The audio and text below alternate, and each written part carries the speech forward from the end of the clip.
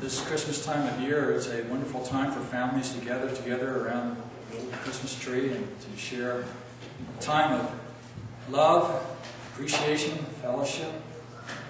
It's a wonderful time when children scamper down stairs, as I did when I was a little boy, run down to the Christmas tree and find it covered with presents, and quick try to sort out all those that belong to me, separate them from my brother's presents, and begin unwrapping and finding the wonderful surprises that my parents had in store for me.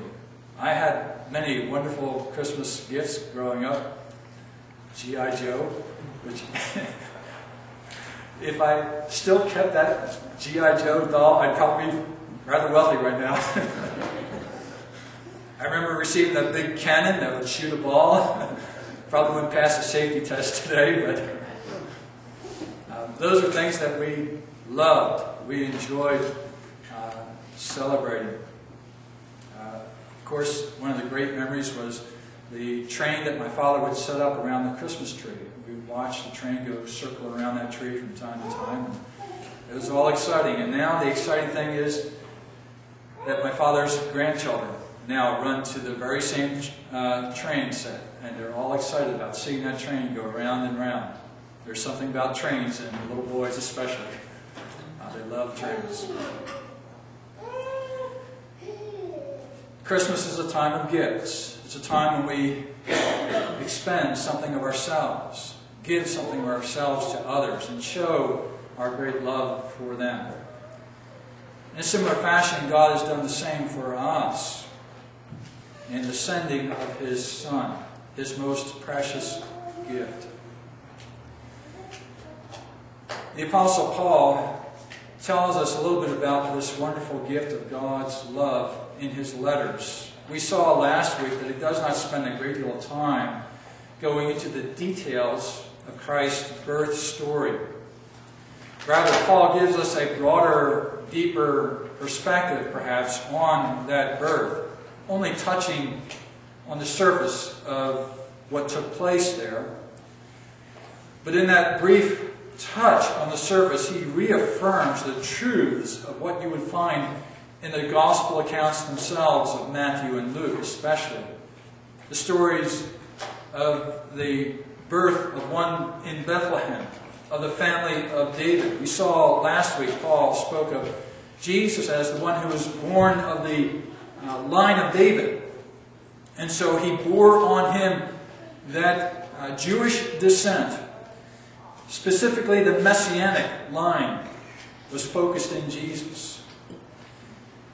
This morning we look at what Paul has to say in Galatians chapter 4, especially where he says that Jesus was born of a woman. And while the language does not outright tell us that Jesus was born of the virgin, it nonetheless is certainly consistent with what Matthew and Luke would say with regard to his birth. He does not say that he was born of Joseph and Mary. He does not mention that kind of union, just he was born of a woman. Now, he has purposes behind that. Because as he is speaking of this birth, he prefaces it by saying that God sent His Son into the world. And so our interpretation of this birth of a woman must be seen in the context of God's sending action. God sending His Son, His pre-existent Son, into the world.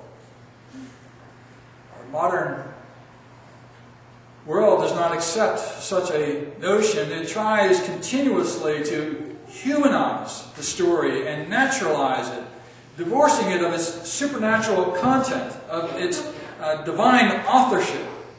And so this story of God sending His Son, born of a woman, born under the law, is humanized to such an extent that any notion of pre-existence is explained away and simply understood as God in some way coming to this child, this boy, Jesus, and adopting him, if you will, and sending him into the world, much as He sent Jeremiah the prophet to the people of Judea long ago.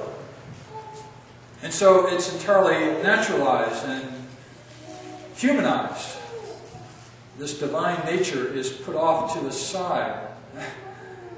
You really can never get away from God's work in the world. Even if you explain it as in a humanistic fashion like that, it is still God sending someone. There's still that supernatural element. You haven't quite explained it all away. But even further, if Paul wanted to simply use a human description of who Jesus was, certainly being born of a woman is a natural description, but it's not a particularly special description, is it? Because who also isn't born of a woman? We are all born of women. We are all born under law. There's nothing special about being born of a woman and born under law. That happens to all of us.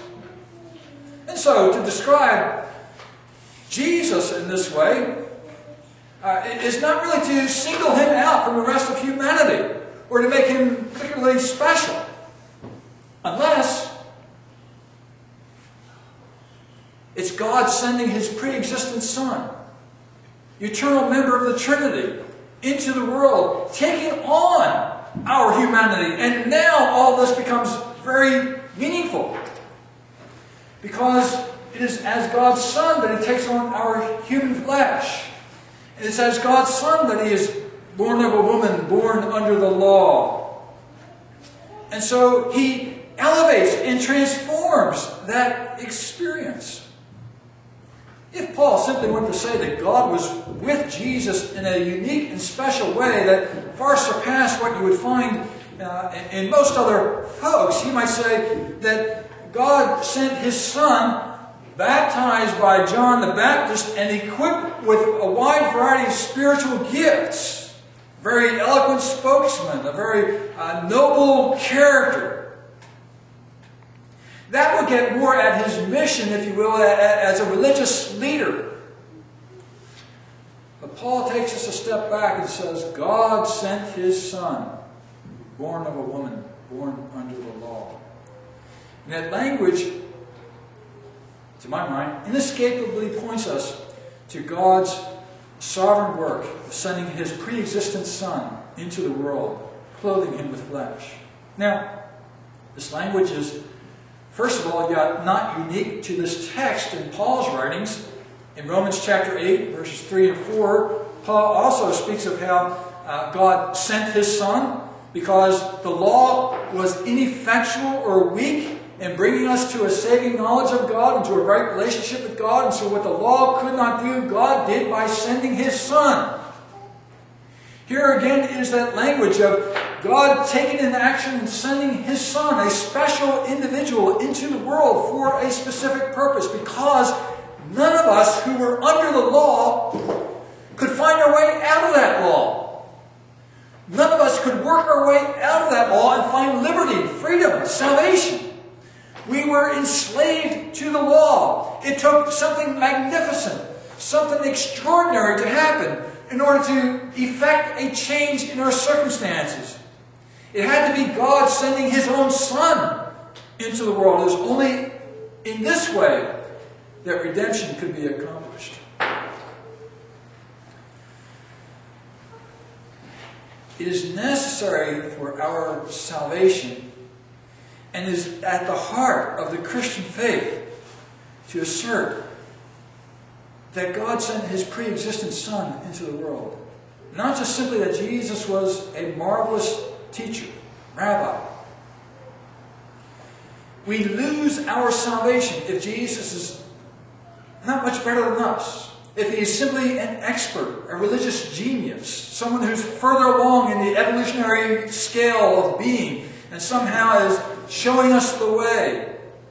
He's not really able to save us. You need to have God come and save us. Here's why. A man cannot lay down his life and give that life in such a way as to atone for the sins of many. It just cannot happen. You need a divine nature to uphold that humanity and to infuse it with its virtue. So Paul says God sent his Son into the world. I would say again, this is not just unique to Paul and his writings. It is consistent with other texts as well. First, Jesus himself. In Mark's Gospel, the 12th chapter, tells the story of the parable of the tenant owner who has a vineyard. He loans it out to tenants and they're to work the vineyard, and then he comes back and he wants to get the fruit. So he sends various servants along to the tenants, ask them for the fruit. They beat one, beat another, and finally they kill a third. And then the owner says, I got no one left to send. I will send my son, whom I love. Jesus is clearly reflecting on himself, his own nature. He's saying, I am different from the servants, the prophets who came to Israel long ago and proclaimed the way of salvation, though they were beaten and rejected by their own people. I am the Son. And he comes into the Lord's vineyard. He's different. He's God.